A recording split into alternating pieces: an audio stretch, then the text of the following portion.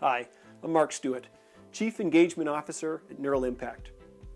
In my previous video, we talked about some of the significant shifts we've seen in customer buying behavior and the impact that those shifts have had on partner marketing organizations. With prospects engaging late in their buying cycle and then extremely early in their research, it's put a tremendous amount of pressure on marketing organizations to create content that is both useful in getting found by them when they research, as well as keep them interested through nurture. So I'm going to make an argument that prospects make emotional buying decisions and then rationalize them with logic. Right? And most people would agree that that is how we behave as human beings. There's a lot of science to support it. But when I talk to partners, when it comes to how they differentiate themselves in the market, right, what's their primary value proposition? They will generally tell me things like, we have a better product, we have a better price point, we have better people, and then in many cases, we're just geographically desirable, we're local. You want to work with us because we're close.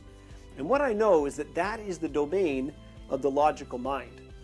Right? That's the domain of the prefrontal cortex. Emotional decisions are rooted in you becoming a member of their tribe. Right? You speak their language, you service their industry. It's about teaching them something about their business they didn't already know, or how they could use technology to do something differently. It's about providing the lowest risk profile for them. Right? That's emotional differentiation. So when I think about building out an emotional messaging framework, we have to consider what is going to resonate with a prospect that drives them to start to look for a new system. And I believe there's 5 steps to it. The first step is industry drivers. Having an understanding of what is actually happening to prospects at an economic level, at a regulatory level, at a supplier level, at a competitive level, and then, most importantly, whatever is changing in their customer base, right? Their customer behavioral shifts. Right? That's all external pressure that they can't control. But as things shift and change, new regulatory changes, right? Changes in customer behavior, the economy starts to dip, suppliers change their agreements, all of a sudden that puts a tremendous amount of pressure on certain operating metrics. I call those the impact metrics. Now, if you have enough external pressure driving changes in your operating metrics, at the end of the day, at some point, it's going to lead to a trigger event. Every single system that you have ever sold in your life had a trigger event, had an emotional trigger event that compelled an organization to say, you know what, we don't want to experience that again. We need to start to look at a new system or some new technology. Right? So if we just work with the professional services as an example, a trigger event could be they lost a big customer, could be a huge write-off on a project. You know, it could be they lost a big bid.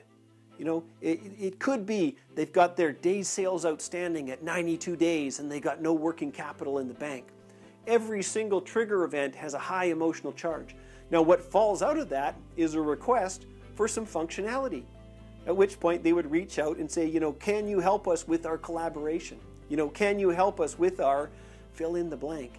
And then finally, there's the what column. Key features that the prospect absolutely critically needs to solve that business issue. Right? So think about that sequence. External industry drivers that put pressure on a business that lead to some form of negative operating impact. Right? Out of that will fall eventually some kind of trigger event, a discrete moment that has a huge emotional charge, which then leads to an interest in some form of business process functionality. And then there's some key features at the end of the day that need to be in the system for them to realize those benefits. The what, followed by the how, followed by the why. Right? So in support of this initiative, we put together some examples of what these emotional messaging frameworks look like. So to the degree that you as a marketing professional understand the external pressures that are forcing organizations to look at Office 365 and other Microsoft solutions, is the degree to which you can create messaging that's going to resonate with them. And to the degree that you understand at the how and the what level, what componentry they need so that they can avoid ever experiencing that trigger event again, is the degree to which you can create the right content for them to consume at a nurture level.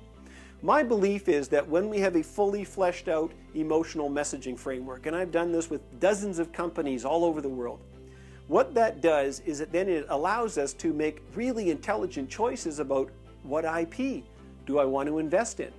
Because if I understand, and there's generally only 6 to 10 trigger events in any given industry, what those are, well, that's probably where I want to direct my research and development dollars to build up a little bit of IP. And with an understanding of those emotional trigger events and external industry drivers, I'm probably going to drive some very different marketing messaging than I might have otherwise. And then finally, at a sales level, I'm probably going to drive a different type of sales dialogue and candidly build different sales assets with that understanding of that industry's emotional messaging framework. Right? So what I would encourage you to do is get your hands on the assets that we created for this initiative. Focus on at least one, maybe two industries that you know you're going to be focusing on moving forward. Build out that emotional messaging framework and then start to make the minor adjustments as it relates to the sales. And in a perfect world, start to invest in building out IP that differentiate you in the marketplace at an emotional level.